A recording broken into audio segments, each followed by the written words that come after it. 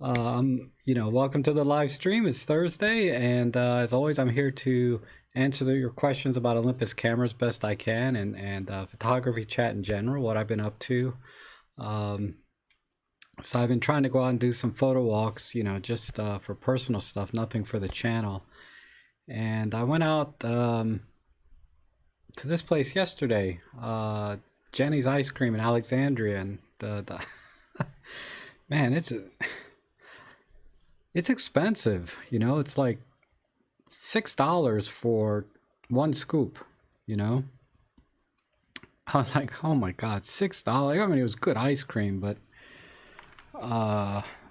yeah, it's special occasions only if I'm gonna go there. Like if I'm with a friend or something. Oh, is an echo here? I'm sorry, hold on. Dang it, I thought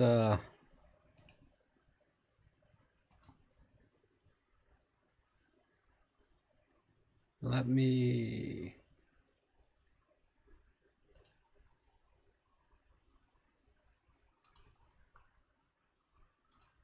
There, hopefully that's better. I was messing around with the settings on my OBS this week because I'm trying to make it so that I could have you guys call in and just talk to me, rather than this little chat window on the side. Because I thought it'd be a lot more engaging or dynamic if you guys could actually, I could hear your voice at least, or even, I could bring you in on a video chat, right, and talk if you have questions, right? Like take them in one at a time. I don't know, would you guys be interested in something like that where you could call in and I could pop up a little window like this? Let's see, what is it? Something like that. And you could ask a question and but that's what I was working on, that, and because I'm going to have a guest this coming Sunday, if everything is, still good by Saturday evening. If things are still looking good, I'm going to have a guest who's actually a viewer here on my channel. So I'm going to try and bring in some more of you as guests on my channel, which I think will be kind of cool, because honestly, most of you have a lot more experience than I do in photography. I know how to change a setting or something on the camera, and I assume that's why you watch, because you want to learn how to use the camera. But when it comes to just going out and taking pictures, I mean, you guys inspire me, from your Instagram accounts that I see, or maybe even posting in my forum some images. And I'm like, wow, those are just gorgeous pictures. So it makes me want to go out and shoot more. And I'm like, so that's something. I mean, I'm happy with the shots I'm taking, but it's always nice to see someone else's images and how they look at a scene. If you guys ever stay for the photo editing that I do after the normal stream, it was I always end up cropping the heck out of everybody's pictures because they're just not focused on the subject, which is great because, at least at some level I can help with your photography, right? But like I said, a lot of you send pictures in that are already perfect in my eyes, and I just tweak them just to get a little different look, maybe, maybe convert it to black and white, or maybe apply an art filter. But generally speaking, some of the photos are excellent that come in. Okay, let's see. We have some questions here. Looks like, says Tony shared a Canon rumor that they're aimed at Olympus with a new 100 to 500 f11 RF lens. He's got some special logic go with it. I have no idea. I don't watch Tony's stuff as much as I used to, because there's very little for me to gain from it, because he's always talking about other camera companies, right? Rarely talks about Olympus, and then when he does, it seems like it's always, they're going out of business. I don't need to hear that. You want to kind of watch channels that are kind of like-minded, right? That you can kind of connect with a little better. And I just haven't connected with this material lately. I think that would be neat to come on your channel. Okay, Rob. Yeah, it would be kind of cool. Tone. I know. And Casey never got back to me. I sent an email out to Casey at Camera Conspiracies, but I haven't heard back if you wanted to be a guest on the channel. But we'll see. And oh my God, poor Peter. Did you guys see Peter Forsgaard's live chat yesterday? I guess there was an update or something to Skype, and his software couldn't pull the video in. Oh, I felt bad, If it were me, I would have stuck it out, like just talk to everybody without a guest, right? You can still do that. But yes, Patrick, if you're still here, I'm sorry, I missed that. There was something about you earlier while I was setting up. Popping in to say hi, just got out of the house. Oh, you broke your hip. Oh my goodness. Wow. Yeah, I hope you get better. Speedy recover and all, man. That's rough. Hopefully you weren't in pain for too long. Like when you broke your hip, you're able to get help relatively fast, because my aunt fell down and broke her hip, but it was like 4 or 5 hours before anybody found her, because everybody's out to work and stuff. And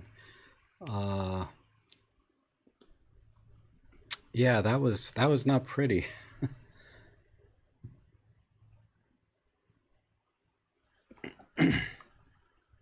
So I will stick with Olympus and Panasonic Micro Four Thirds, Rob. Cheaper and much lighter than Canon. Yeah, me too. I mean, and that's, pricing aside, it's really the right system for me.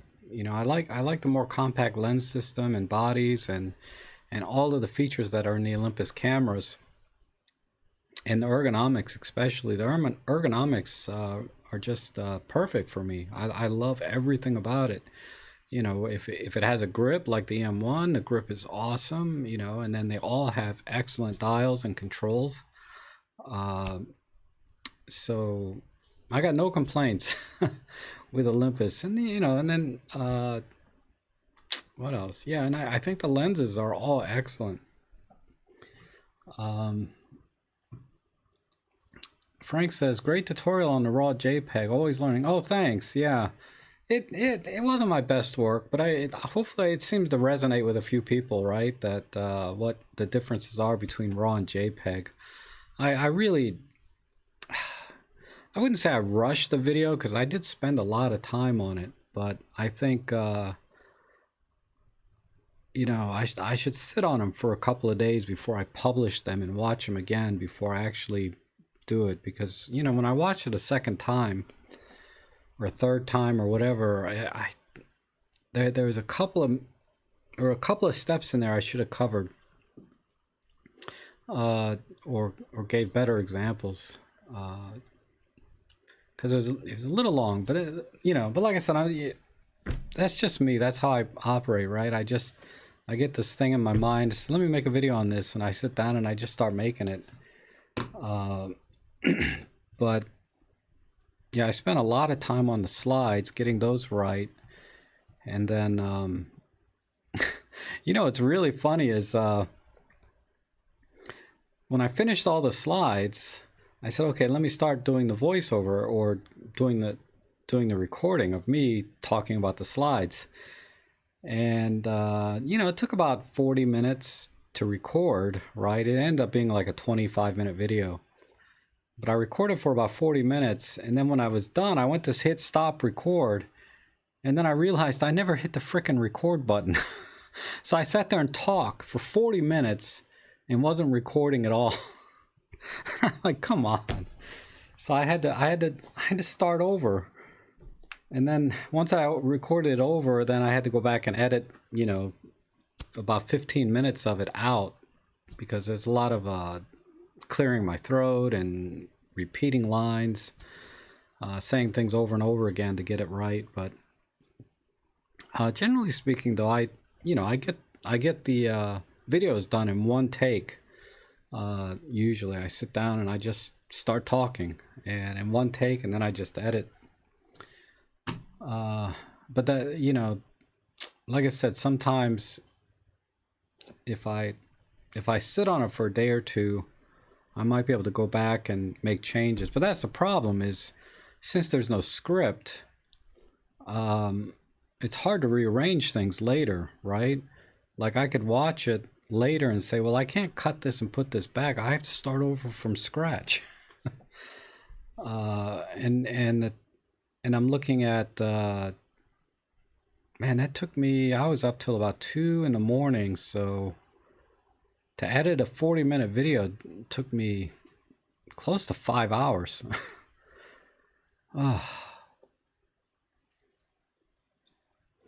Says Nature is Music. I found a minor issue with the 40 to 150 using a 2x teleconverter. Difficult to hold steady on the max zoom.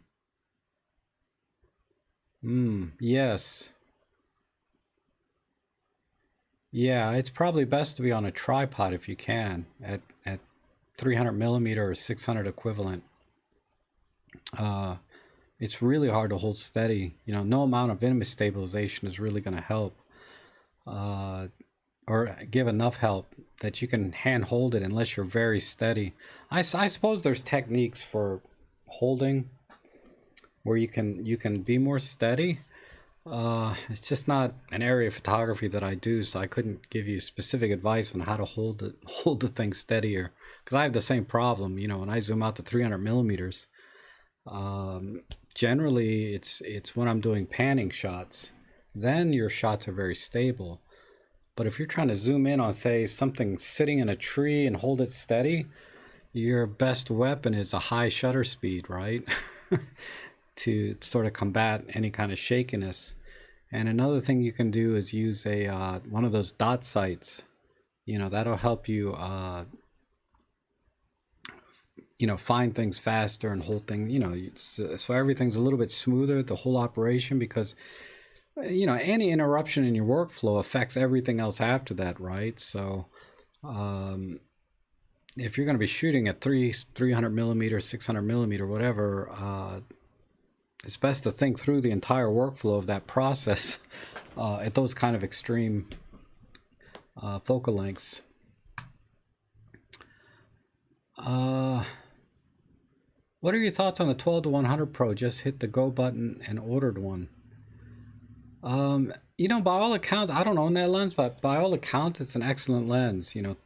Tack sharp, terrific zoom range, constant f4, so weather sealed, and you could go out with that lens and not need to bring anything else. My only challenge with that lens is the size and weight. So I think on a smaller body, it's a little bit more awkward to hold or balance. I mean, even though you should balance on your left hand and only use your right hand to push buttons and things, when you're carrying the camera around, it's kind of awkward. It's not like just a little thing like this. So that's my only challenge with it. I like small, light, compact lenses. The biggest, heaviest lens I own is the 375 to 300 kit lens, and I rarely take that out. I need to, though, because the weather's, today's not good, but the weather's been really good to get some good bird shots with it. And then the 12 to 100 Pro has the image stabilization too, I think.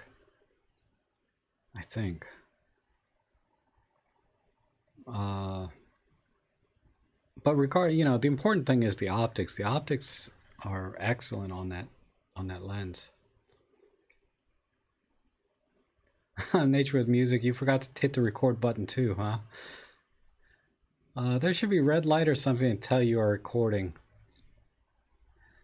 Yeah. Well, I use a on that particular video, the raw JPEG video, I was using this setup here, my live streaming setup, so there's no red light or recording button on the, I was using OBS software for streaming. So you can start recording, start streaming, or stop, but it doesn't really give you any indication that it's recording. I am streaming now, right? I assume. Now I can tell I'm streaming because on the YouTube screen over here, yeah, there's a big red live icon, so I know I'm live.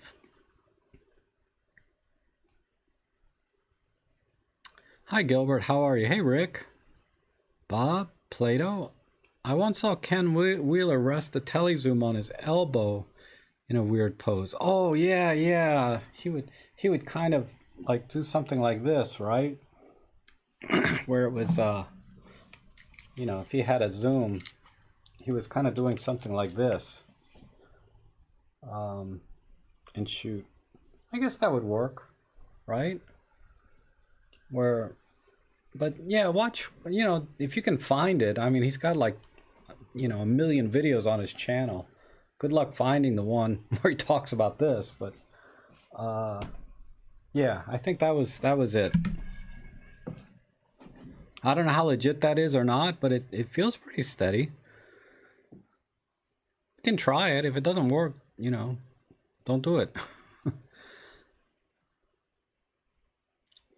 Let's see. It should tighten up when you have pressed the shutter button.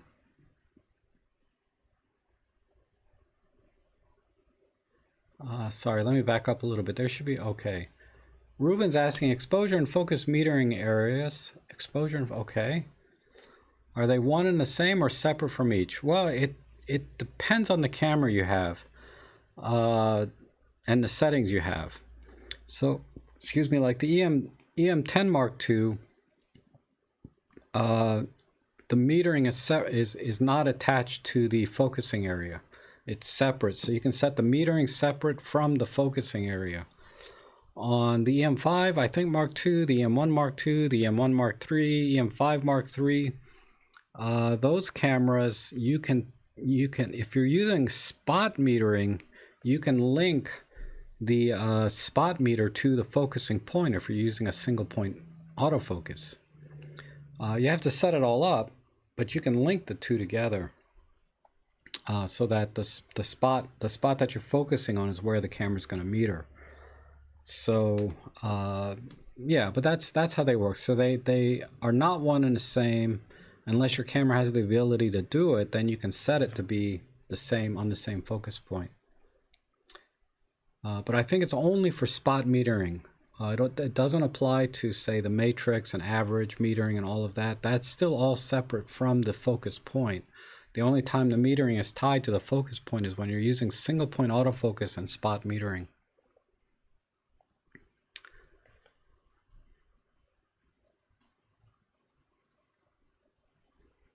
Hi Rob, so when trying out to get birds in flight, I have found shutter speed 1/1600 f7.1 and ISO 3200 is the best I can do.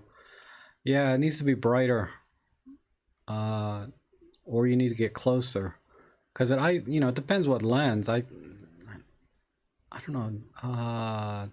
You have the 40-150 f2.8 with the teleconverter. It's going to be, you know, an f4, f5.6. But f7.1, why are you shooting at f7.1 if you have the 40-150 Pro lens?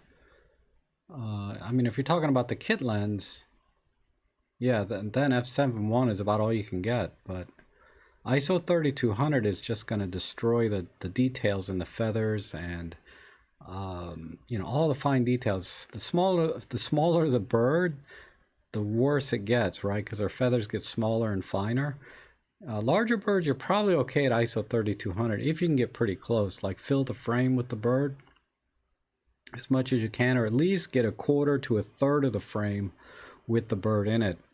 But if the bird is like just a little dot in the middle of the frame, like only like the size of my eyeball here in this frame that I'm sitting in, then yeah, you got no chance of getting a decent bird shot.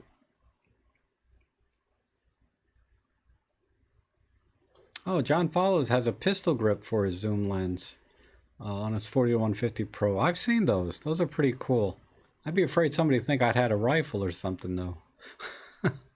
But it looks like you're holding a rifle or something, right? Not a rifle, but maybe a Tommy gun.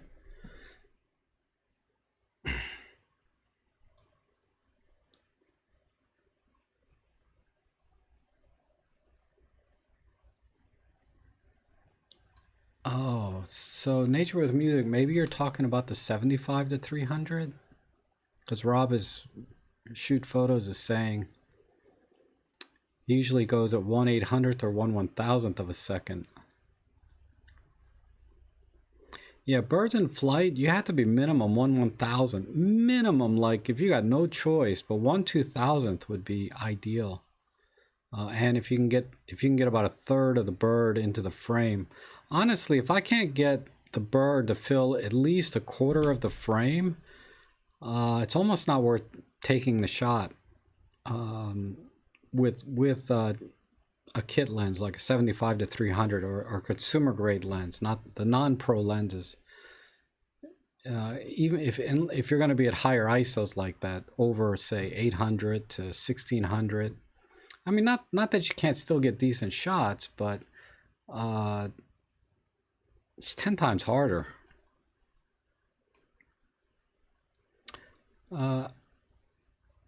Ale Blink says, I just got the 12 to 40 Pro. Is it normal that I can focus a little bit closer to an object using manual focus than autofocus?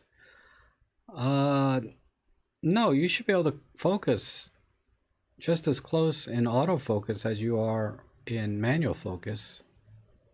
I can't imagine there's a difference there.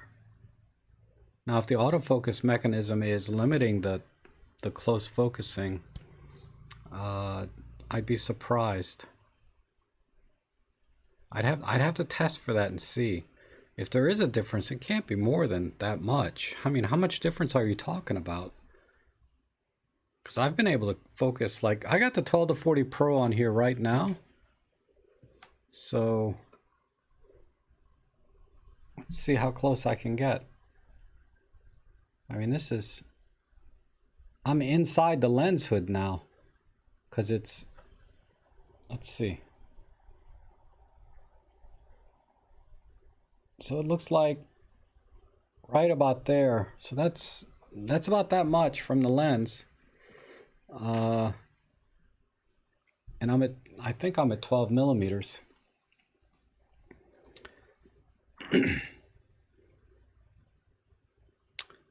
Let's see. Hello, Yulf. Ulf. I can't read that. My eyes are so bad. It's UL, I think that's ULF, Ulf Lund. Okay, hi, from Sweden. Does Keystone Comp only work for JPEGs? When shooting RAW, I don't seem to be able to recover the compensation when importing into Lightroom. That is correct. Lightroom does not import any of the camera corrections that you dial in if you're shooting RAW. You know, as you know, when you shoot JPEG, everything gets baked in. So Lightroom just sees a JPEG and whatever settings you set in the camera.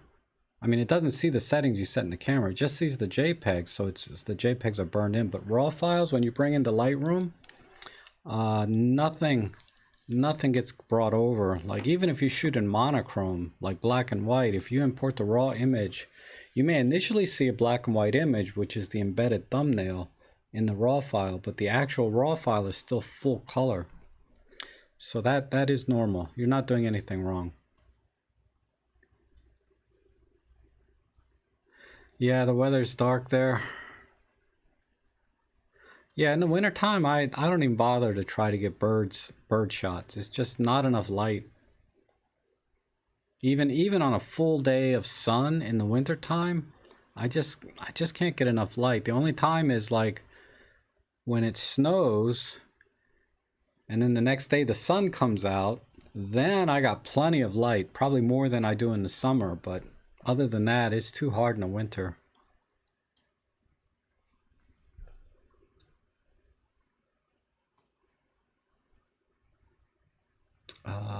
Let's see. Rob Shoe's photo says, I was just comparing. Nature with Music said he was using a 4150 with a 2x teleconverter. I don't think that lens optimized for dual IS as the 300 f4. Yeah, I don't know. Apparently, I watched, Robin did a video on image stabilization between the camera and the lens. So if you're not sure how it works, you can watch Robin Wong's video on that. I don't own any lenses that have image stabilization in them, you know. And even if I did, I probably wouldn't know the answer. But I think the rule of thumb is the camera decides for you what it's going to do. You don't have any control over the image stabilization other than to turn it off. But if you turn it on, the camera's going to decide between the lens and the body if to use both or to use one. I think that's what he said, but check his video on that. Hey Randy, how are you? Oh, and David Crooks, I remember you were here. How are you? Yeah, early on, I missed a lot of the beginning folks that came in. It says here, Ailblank says, not much, but if I can manual focus to the minimum distance and then I switch to autofocus, it won't focus and keeps hunting. I see. That's interesting. I'm gonna make a note about the 12 to 40 Pro. Close focusing versus manual. So close focusing AF versus manual focus. I mean, sometimes, you know, the lens will not see enough contrast when you're that close. So maybe try like a, I think if you can get a towel with a lot of colors in it, even if there's not a lot of colors, there's enough texture like in a towel or cheesecloth for the autofocus system to get some bite for the autofocus system. Maybe try practicing a couple of shots that way and see if it still holds true, because that's what I was thinking I was going to try, is compare it on something that has enough contrast for the autofocus to bite into, to get focus when it's close, and then compare that to just manually focusing. Then I might, because a lot of times when you're that close to something, sometimes you're just blocking the light. And I assume we're talking about a 12 millimeters. If you're wide open at 40 millimeters, I'm sorry, extended out to 40 millimeters, you know, you have a little more working distance, and that might be an easier thing to measure to see if there's a difference in the minimum focusing distance. But it should be exactly the same whether it's manual or auto.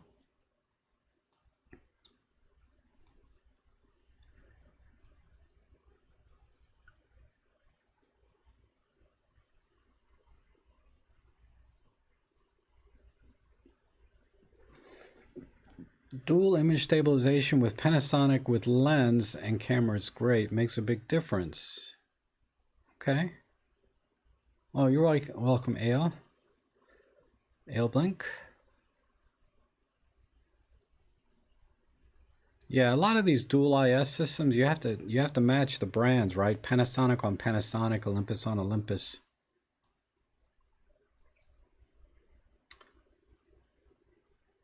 Randy has the EM1X and the 300mm f4. Man, lucky you. That's an awesome setup. It's yeah, there's a lot of pro photographers that they love that combination, EM1X and a 300 f4. That's just way out. I mean, that's like $6,000 in gear, give or take, right? Depending on the sales you can get. Right now, there's like a $6,000 sale where they give you the 3 lenses. Or you buy 3 lenses and they give you a camera free.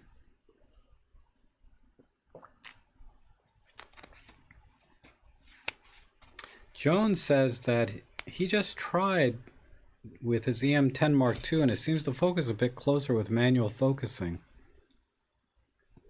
Interesting.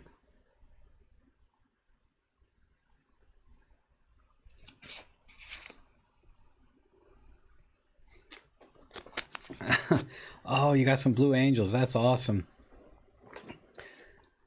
My they didn't come out this year, I don't think, the Blue Angels. At least because they used to come out every year for the air show, which is, you know, the air base is only 2 miles from me. And for about a week before the air show, they're flying right over my house constantly, practicing, you know. So sometimes I'll get a shot. Last year when I got a shot, it was really cloudy out, so the light was bad. But I still got a couple shots, even with a 75mm lens. They're so low. I even got them with my 75mm f1.8. I think I put a picture of it on my Instagram.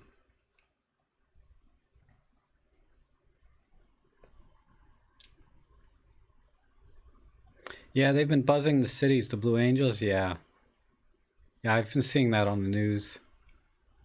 The Blue Angels and the Thunderbirds too, right? Sometimes they do it together, I think. The El Centro Winter Training Grounds. Oh, okay.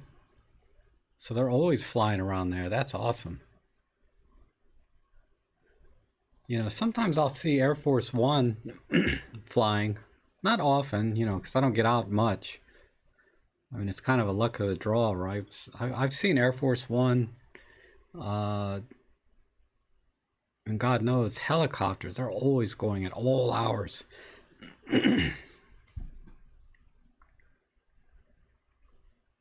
Oh, you got the Thunderbirds too. Yeah, I've never seen the Thunderbirds except on TV. The Blue Angels I see a lot. I guess because we have the Naval Academy, you know, the U.S. Naval Academy in Annapolis, so I don't know if that's maybe why I see them more often. But the Thunderbirds, I mean, Andrews Air Force Base is right here, so...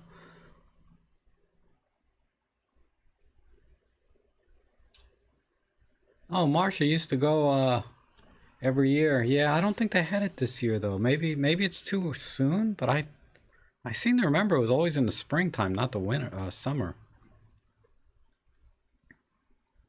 Oh, and Patuxent Air Base too. Okay.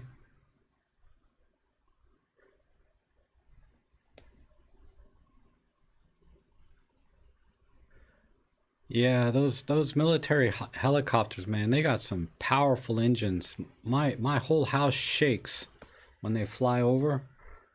There's about, I mean, never mind the news helicopters, because you know I live near DC, so there's always helicopters, news, traffic, the air base, you know, plus the president, right, is here, so Air Force One and helicopters related to that, and never mind the regular operations that they have where they use helicopters, but also the Coast Guard helicopters are always flying over here too. So I feel like I could sit in my back, like I hear a helicopter right now, actually. I could sit in my backyard on a clear day and maybe I could climb on my roof on a clear day and just sit there and take helicopter pictures. I'd probably get a good dozen of them. Nice clean shots on a clear day.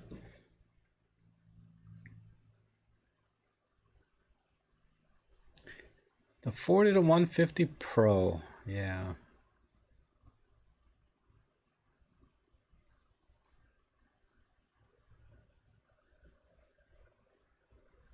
Yeah, the AF can, that's true. That's what I mean by if you manually focus on something first and then switch it to autofocus, it should be close, you know, the focusing should be close enough that it could autofocus. But yeah, sometimes when you try to autofocus on something far or close, you know, whatever it is you're trying to focus in is way out of focus, and it has a hard time sometimes locking in because it's too blurry. There's not enough contrast when it's out of focus. So you have to give it a little help sometimes, right? I do that a lot. Like if I'm trying to focus on a flower and sometimes it'll focus on the grass in the background, you know, what I'll do is I'll point the camera down and focus on the ground right in front of the flower, and then move up and try and focus on the flower again. Because like I said, if I just walk down and I try to focus on the flower first, sometimes it'll overshoot and, you know, focus on the background somewhere. So I just point down and you know, just half press and get a quick focus on something close, and then bring it up and focus. That's worked. But I think we're talking about focusing at something this close and then switching to autofocus and back to manual, and there's some difference in the distance that you can close focus, which just, I mean, it wouldn't surprise me, but I have a hard time imagining why that would be the case.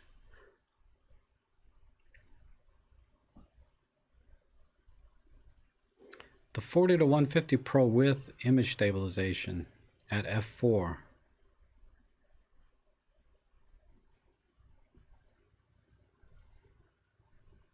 Okay. Yeah, all the branches and leaves get in the way when you're autofocusing. So true. Sometimes that's why you manually focus right first.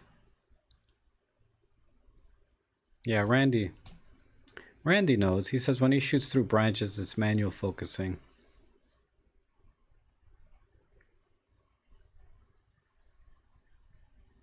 Ah, wow, so lucky, Rick. Rick says he's under the final flight path at Farnborough Airfield. So it's fantastic when the international air shows were on, as they used his house as a turning point. Wow. Yeah, that would be the perfect place to be, right where they're turning around. Where I live, they're either picking up speed or, you know, blasting back past.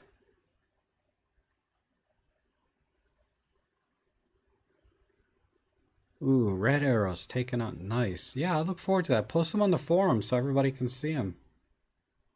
John, on my forum, robtrek.com.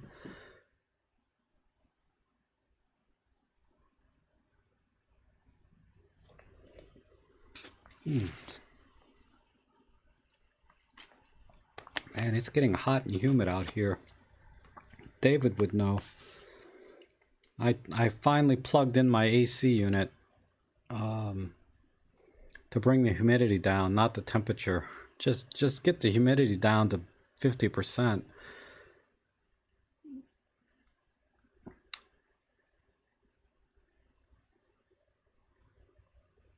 Oh, Randy knows a place where you can photo the jets going through a canyon from above them. Wow, that'd have to be a big canyon, like Grand Canyon size. Man.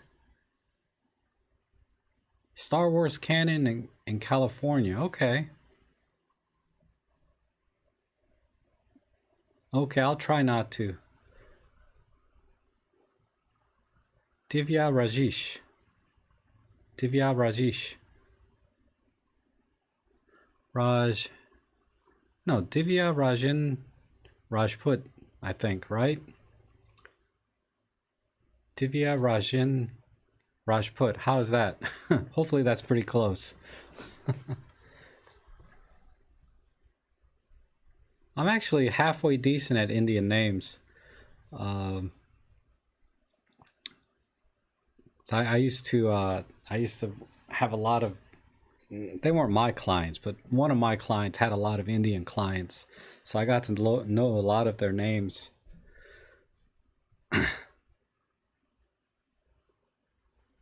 Yeah, okay, good.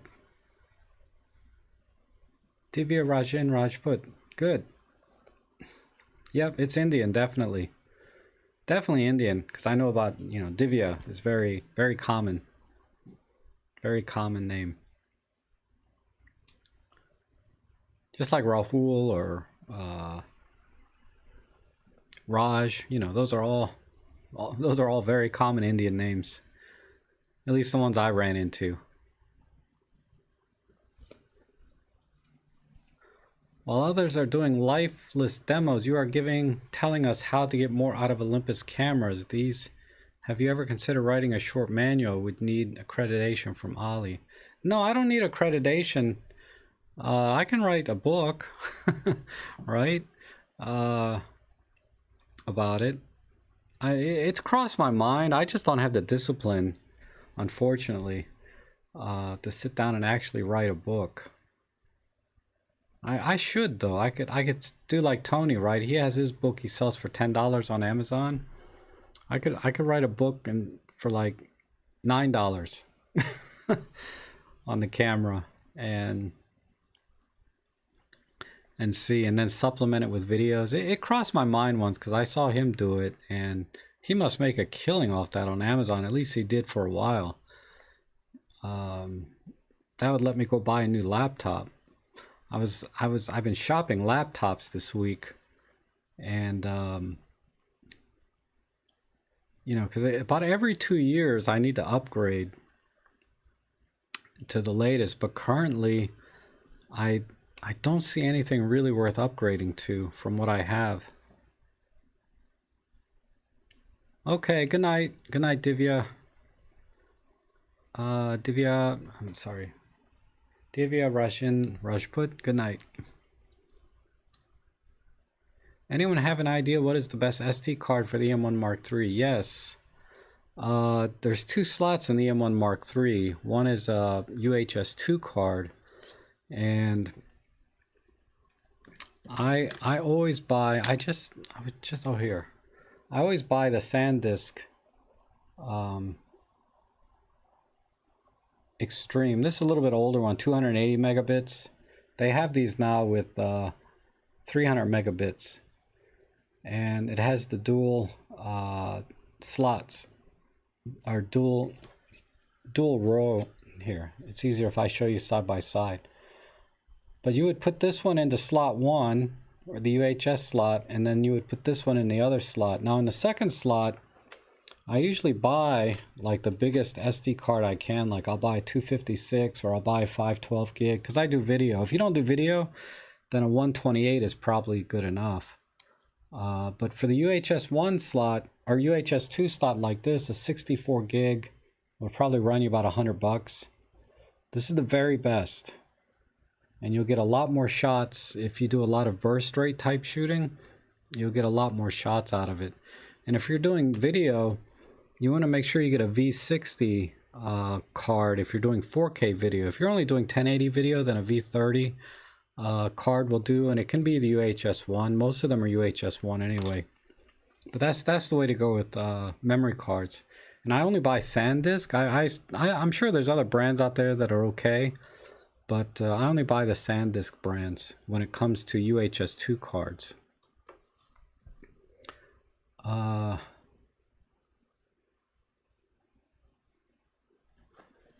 The focus differential is dependent on the autofocus chooses a focus point. Yes. That's why I was saying, like, if you're going to test the focusing, use a towel or a cheesecloth that has a lot of texture to it, so that the autofocus has something to bite into. And then you can lay it flat together with a ruler if you want to get really precise and see how much difference there is on the ruler.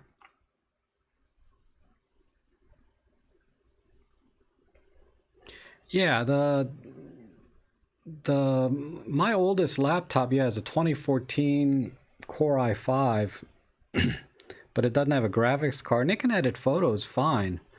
Then I bought one 2 years after that in 2016, and that was a quad core with a GTX 960 because I started to get into, shortly thereafter, I got into video with the YouTube channel, right? I started January of 2017, I believe.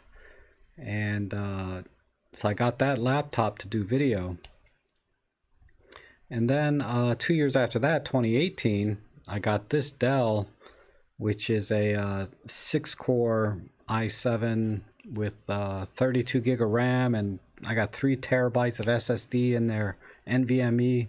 You know, it's like, it's an awesome laptop. It's so good that when I was shopping recently, I didn't really see anything worth upgrading to. I mean, I saw like, as far as laptops go, on the desktop market, there's huge improvements because you can get these Threadripper CPUs, right, with 24 cores. But on laptops, the most I've seen is like an 8-core laptop, which theoretically, from all the benchmarks I've seen, it might give me like an extra 10 frames per second. So on a 30-minute video, I might save 5 minutes in rendering time. I don't see spending, $1,800 just to save 5 or 10 minutes per video. If I was cranking out 20 videos a week, maybe. But, God, I'm lucky to get one video out right now every week. Let's see. You can routinely photograph RAF aircraft above North Wales in Lake District, in the Pennine Mountains, and of course Scotland. Best photo locations are well known. Yeah, the bases here used to, until 9/11, used to be a lot more open, to go out and take pictures, but now they're very, very strict. So unless there's an air show, it's difficult to get pictures of military airplanes anyway. Even commercial airplanes, I feel a little bit I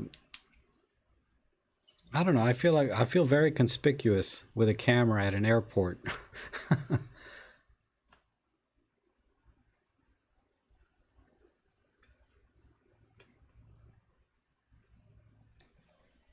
All right.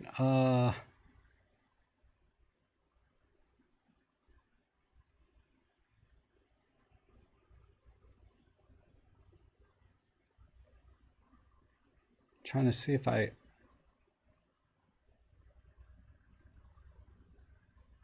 Ron. Okay. Oh, Rain Van Latham. Yeah, okay, you're welcome. You were asking about the memory card. Yeah, another thing I can tell you about memory cards is, how they have V30 for video and 4K video, and I buy V60 on the Olympus cameras. But there's two kinds of, if you buy on Amazon, there's two kinds of, where's my other one at?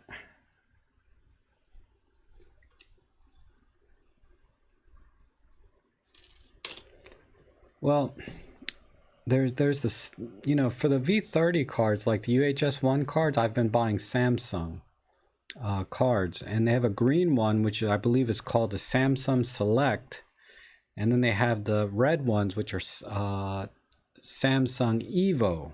Okay, they are identical cards. If the specs are the same, they're identical cards, but one is a green and it's called a Select, and one is a red and it's called an Evo. And if you get a V30 128 meg card, they're identical cards. The only difference is that the green ones are exclusively for Amazon. So when you buy a Samsung Select, the green SD cards from Amazon, and it says ships and sold by Amazon, your odds of getting an authentic SD card are much higher. I've never gotten a bad card when I ordered Samsung Selects. The Evos, on the other hand, are sold by everybody, right? The Samsung Evos. And I've seen not a lot, but I've seen reports of people saying they got counterfeit memory cards or counterfeit SD cards. So I always buy Samsung Select, the green ones. I only have a red one here to show you, but this is the red one.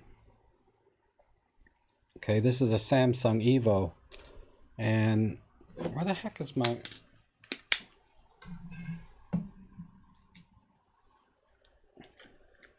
I don't know. I think it's in. I was doing something, so it's in my other laptop. But so that just another tip, another small tip. And Ruben is asking, exposure and focus metering areas, are they one and the same, or are they separate? thought I answered this earlier, but I'll give another quick answer. It depends on the camera you have. If your camera, like the EM10 Mark II, the metering and the focusing points are separate. They're separate settings. So metering, you can set, you know, matrix, spot, center weighted, you know, spot highlight, spot low. It's totally separate from wherever the autofocusing area is, whether it's the full frame or just the spot. Now, on higher end cameras over the EM10 Mark II, like the EM5 Mark II, Pen F, EM1 Mark II, EM1 Mark III, EM5 Mark III, those cameras you can tie a single point autofocus point to spot metering. So when you move the focus point, that single point around the frame, that's where it's going to meter, but you have to do it in the settings and lock them up. On the EPL8, no, they're totally separate.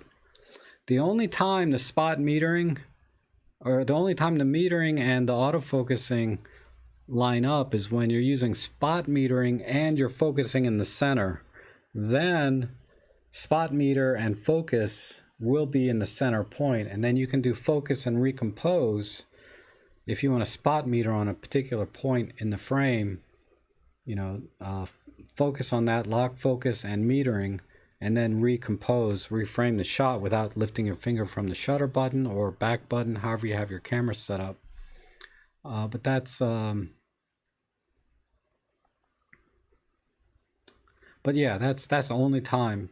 I mean, that's the workaround when the focusing point is not tied to the metering point, is you use center point spot metering and center point autofocus, then you do focus and recompose.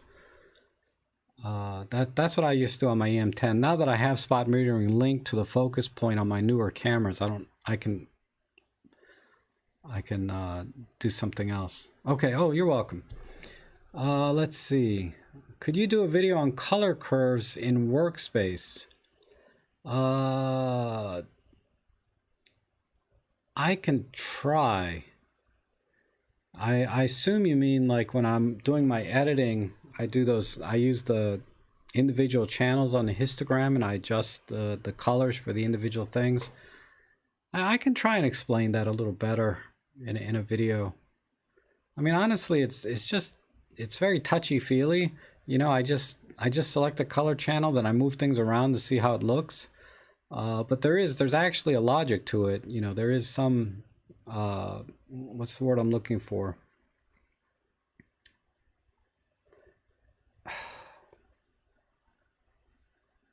Well, it's more than touchy-feely. There's actually a reason for the sliders being where they are and how they affect things. It's just they're still really difficult to work with. So when I do my live stream photo editing, I try to minimize what I do there, because you'll be there forever if you try and tweak those things to get it right. It's too difficult. It's much easier in Lightroom. Using sliders, the sliders are a little more granular in Lightroom, whereas in Workspace the sliders are too coarse. They grab too much of the luminance in the range that you're not able to isolate a particular luminance in the image, or color for that matter. So using the curves at least gives me a little bit of control, but it's still a little bit too granular, not granular, but too coarse. But you know, it's free, so that's the best thing. If my audio is out of sync with the picture a little bit, maybe about 1/4 of a second, I might have it set, because like I said, I was playing with the settings and then I forgot about it.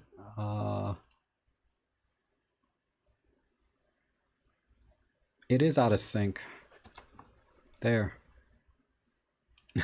I had it set for 1/10 of a second delay. I think, yeah. So I don't know if that's better or worse. This should be better.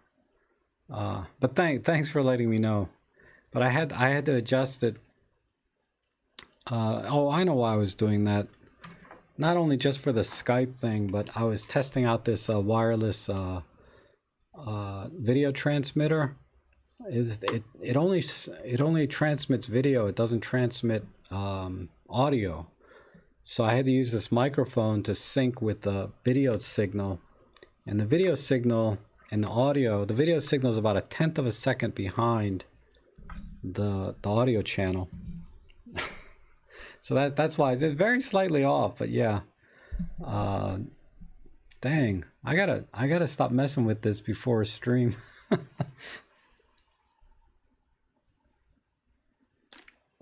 It's a little better, right? Okay, good.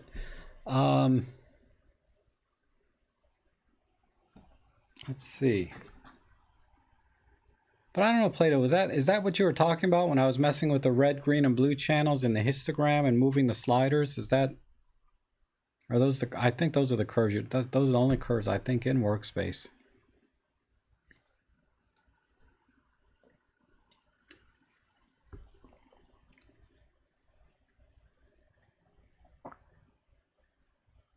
Hey, old player, how are you? Yeah, sometimes I've noticed if I hit pause and play on a live stream or video, it'll sync back up in YouTube. Sometimes the syncing issue is on your end, right? Odds are it's on my end because I keep messing things up, messing up the settings. But it's because I'm too cheap to buy like a decent webcam software, right? I'm thinking about just buying a webcam instead of using my EM1 Mark II all the time for the video or for the live streams, but they're just hard to find right now.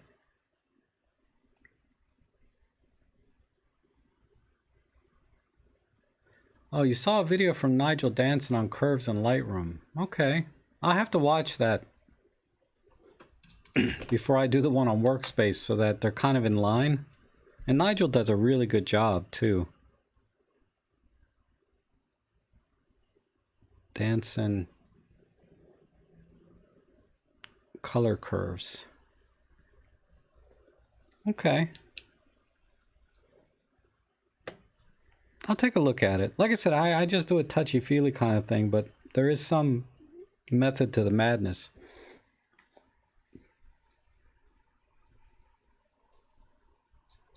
Yeah, the webcams are getting expensive, right? Oh, I knew I should have just bought one, but at the time, before all this happened, you know, it was back in February or March. I was looking at webcams, and they were, you know, it's like $80, $90 for a halfway decent webcam, and you could spend a little more, like 150, 160, and get a high-end webcam. And I could just go to the Best Buy and pick one up. It wasn't like a big deal. Then I said, you know, no, I'll just use my EM1 Mark II. It works, you know. And supposedly it gives me better image quality and all of that. But, you know, for a live stream, it's not, you know, for all the extra work and the glitches that I get with my software doing it this way, I might, in the desk space, I don't know. You guys saw my video on live streaming, right? I have a whole video on, and my whole setup is in the video because I put the camera like over this side and you could see everything in front of me, you know?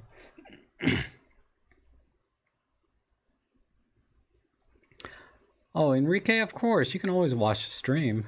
The more the merrier. You have an XT4? How long have you had that? Because that camera just came out, didn't it? I know you used to tell me about your XT2 all the time, and you kept trying to pawn it off on me.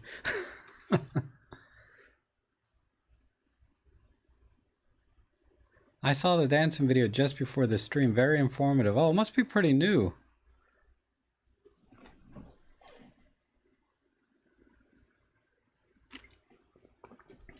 Rick's saying that the lockdowns created a supply and demand shortage of webcams, extension tubes, and the Olympus 60 macro. Yeah.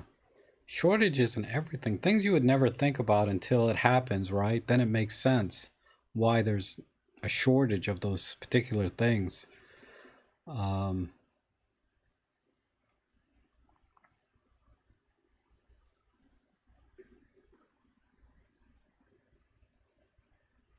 Buy a 60mm macro instead. Huh. Maybe. Maybe. I don't know. It's kind of hard to do a video on macro unless you have a macro lens. I got all these notes I made for doing a macro video. I mean, I've done a couple of macro videos that are more like hands-on, you know, how to set things, you know, using extension tubes and things. But they're not like full on how to do macro type photography, right? They're just, you know, this is kind of neat. You can get really close focusing with your camera kind of videos. But a decent macro video, you know, will talk about, you know, the different focal lengths you can use and the different effects you get, different types of lighting, and more about different types of settings. I have it all on this other page that I got notes on. Network cables are low. That's, yeah, that makes sense.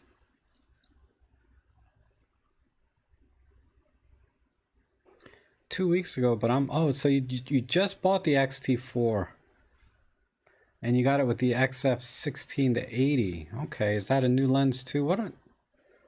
So mine's an 18 to 50 on my XT30. 18 to 55. F2.8 to F4. Yes, I just got an email from Lauren. He's pretty regular on my streams, but he also emails me time to time. But he was kind of torn because apparently the Canon RP right now is like $9.99 and they give you the kit lens with it free. I mean, $9.99 for a full frame with lens, brand new. That's pretty attractive, but you know, my advice was, you know, if you're not going to buy any other lenses for that camera, if that's all you're going to use is that camera and kit lens, it's a great deal. The problem I have with the Canon R system is, you know, every lens after that is like $1,000, $2,000. There's just not a lot of selection right now, at least from what I saw, you know, online. Maybe there's a huge third party already out there, but yeah, that's the problem, you know. And they're big and heavy too, right? Because they're full frame lenses, and really freaking expensive, thousands of dollars.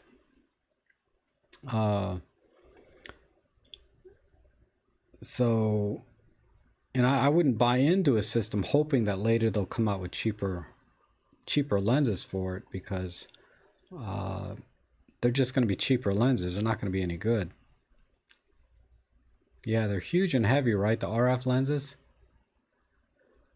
Oh, I'm sure you could use adapters with the RPs. Yeah, then you can adapt almost anything you want to a mirrorless camera. You know, if you're into that, right? If you're really into adapting lenses, that's a viable option, buying a full frame camera just for adapting lenses. Because, you know, the old vintage lenses are all full frame generally, right? So that makes sense. I think that's a legit thing if you're really into that. I used to be, and that's really why I bought into Nikon, because I could buy vintage Nikon F-mount glass and mount it directly onto my camera, my digital camera, and use them and really get a nice lens system, variety of lenses quickly at very little cost, right? You could buy a 50mm f1.4 AI lens for like $50, maybe $100, you know, but they weren't that expensive. Versus, you know, the autofocus counterpart was, you know, $1,000, right?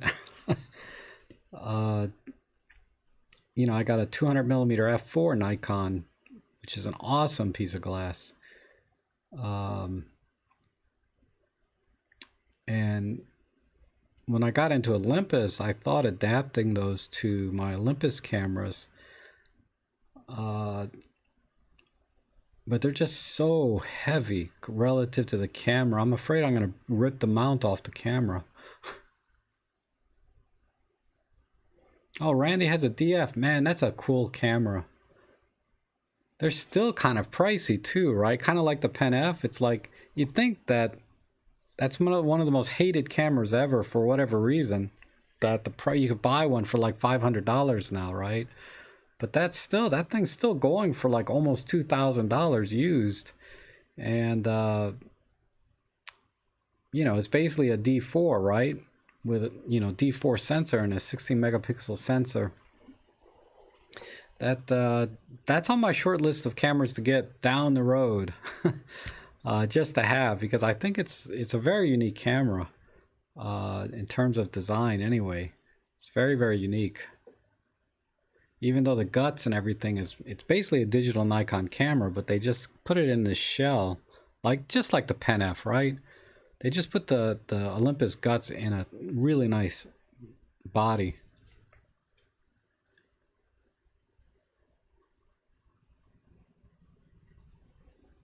Yeah, you can mount EF glass to RF. That's true, and I do hear it works well.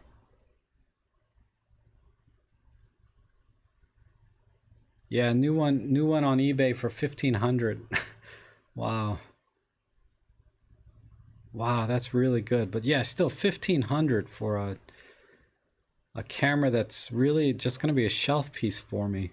As much as I would go out and shoot with it and enjoy it, I wouldn't take it out that much. Uh, it would just be a toy camera. I guess for you too, right? It's just basically a toy camera. I can't imagine doing anything serious with it. Not that you couldn't, but yeah, it's a D4, basically. Uh, yeah, D4 and a D610. That's a good analogy. They used a D610 electronics and a D4 sensor, because they would need D610 type parts to fit into a DF body and then a D4 sensor.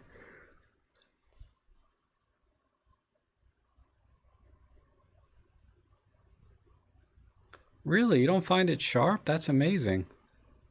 I would think you could get like the it'd be a really good lens to put on that is the 50 millimeter E series pancake lens, right? The 50 millimeter f1.8 E series. That one's not that sharp, but man, that would make that thing really compact. It's pretty sharp at f4, but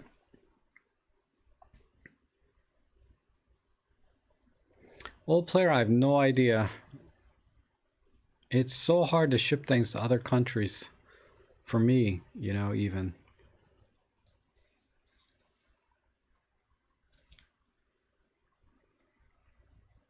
The adapters add even more weight to the lenses. Cannot be bothered with Canon anymore. Yeah, I mean it's all about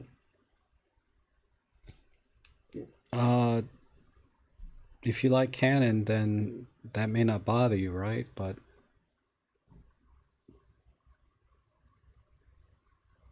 yeah, the DF is not as sharp as the Ollies. That's surprising. Maybe because the DF still has AA sensors on the or AA filters on the sensor. Maybe I haven't looked at one in so long. Oh, cameras are expensive in New Zealand. That's because New Zealand is so beautiful that everybody wants to buy a camera. So I think it's supply and demand. That's probably it. I don't know. Maybe there's some taxes and things too, but I would think if I lived in New Zealand, man, I don't know. I already have a lot of cameras, but I think I'd probably even own more cameras than I do now if I lived in New Zealand.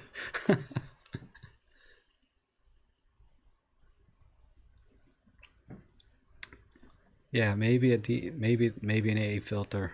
It's true. The price for living in paradise and big taxes. Ah, okay. Taxes. I tell you. I have to file mine soon because they extended the date to July 15th. So I said, okay. And here we are, you know, it's in 4 weeks. And you know how it is when you're in your own business, taxes are a pain. If you have your own business, wow. At least in the US, I don't know about other places, but anyway, I need to get ready for my video editing live stream because I start that in about 10 minutes. So everybody, thanks for joining me today. And so I'm just trying to see any other questions. So hopefully I answered everybody's questions, and great chat today. I appreciate all the good questions, and talking about the old Nikons, man, that's those are great cameras, and the Canons. So you guys have a good weekend. I'll be back on Sunday for another photo chat, and if I can get it right, I'm gonna try and do that. I'm gonna have a guest on Sunday, so I'm not gonna do it this weekend, but I'm gonna have a guest on Sunday. One of my viewers here. We'll leave it as a surprise because he's here today, actually, and should be a good treat for all of us. So thanks again for watching, and we'll see you guys on Sunday.